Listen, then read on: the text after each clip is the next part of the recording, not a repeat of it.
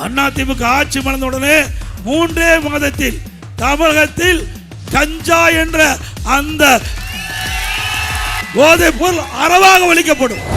மின்சாரத்தை தொட்டாத்தான் ஷாக் அடிக்கும், மின்சார கட்டணத்தை கேட்டாவே ஷாக் அடிக்கும். இந்த ஆட்சி சட்டத்தின் ஆட்சி நடக்கும். நான் முதலமைச்சர் அது போல 4 ஆண்டு 2 மாத காலம் ஆட்சி புரிந்தேன். அப்போ மக்கள் நிம்மதியாக வாழ்ந்தாங்க. இன்னைக்கு கஞ்சா விற்காத இடமே இல்லை. கஞ்சா போதை ஆசாமியா தான் இவ்வளவு குற்ற செயல் தமிழகத்தில் நடந்து கொண்டிருக்கின்றன. எங்க பார்த்தாலும் இந்த கஞ்சா போதை ஆசாமியால கொலை, கொல்ல, திருட்டு, வழிப்பறிவு, பாலியல் வன்கொடுமை நடக்காத நாளே இல்லை. அப்படிப்பட்ட திறமையற்ற அரசாங்கம் தொடர வேண்டுமா?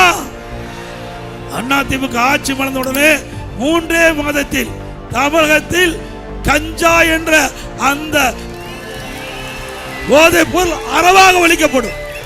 கஞ்சா போதைப் பொருள் அறவாக ஒழிக்கப்படும். சட்டத்தின் ஆட்சி நடக்கும். நான் முதலமைச்சர் அது போல 4 ஆண்டு 2 மாத காலம் ஆட்சி புரிந்தேன்.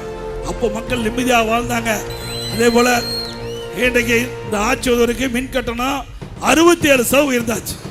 நீங்க மின்சாரத்தை தொட்டாத்தான் ஷாக் அடிக்கும், மின்சார கட்டணத்தை கேட்டாவே ஷாக் அடிக்கும். இந்த ஆட்சியில் இந்த கடை வச்சிருக்கீங்களா நிம்மதியாக வாழ முடியல. டெஸ்ட் பர்ச்சேஸ்னு அதிகாரி உள்ள போய் ஏதாவது குழப்பம் பண்ணி அதில் லஞ்சம் வாங்குறாரு. அதிமுக ஆட்சியில் கடைக்காரர் பிரமாதமா வியாபாரம் செஞ்சாங்க. அதே போல அதிமுக ஆட்சிக்கு உடனே பொதுமக்களுக்கு முழுமையான பாதுகாப்பு கிடைக்கும்.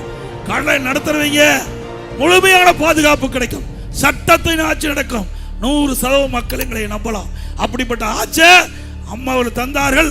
அம்மா வழியிலே நான் முதலமைச்சர் போல தந்தேன். அப்படிப்பட்ட ஒரு நல்ல ஆட்சி தமிழகத்திலே மலர வாய்க்களிப்பி இரட்டலை சின்னத்திற்கு என்று அன்போடு நேரத்தில் கேட்டு